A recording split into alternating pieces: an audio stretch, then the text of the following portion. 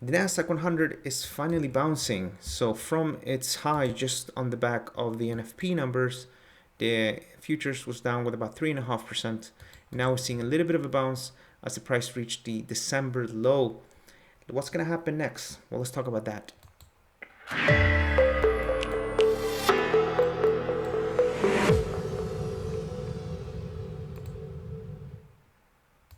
All right, so the non-farm payrolls number is really good. The US created 379,000 new jobs instead of the 182,000 expected.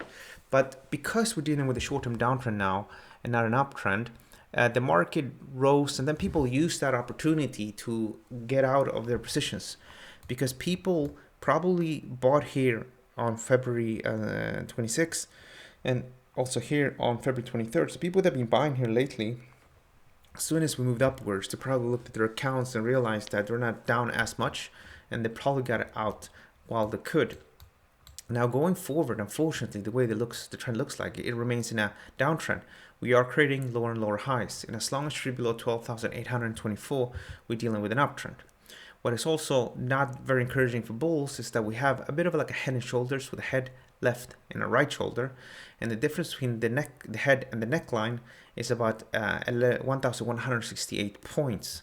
If you take that from the breakout point, then it suggests we can go down to about 11,539, which also happens to be the November 10th low.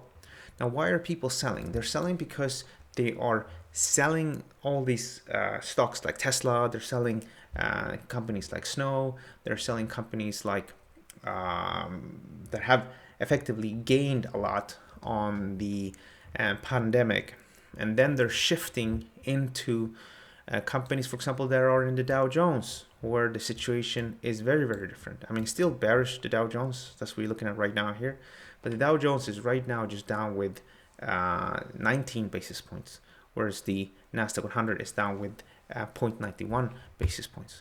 And if you look at it from the yearly high, then the Dow Jones is down with about 3.8%, whereas the Nasdaq 100 is currently down by 11%. So there's a huge difference there, and it's because of this rotation.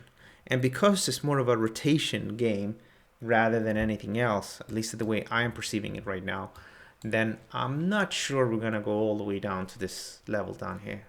But for now, we're dealing with a downtrend, and we need to respect it the same way as we on the way up respected the uptrend, and we're able to profit on that and take advantage of that for a very, very long time. Now we're having a downtrend, and we need to respect that as well.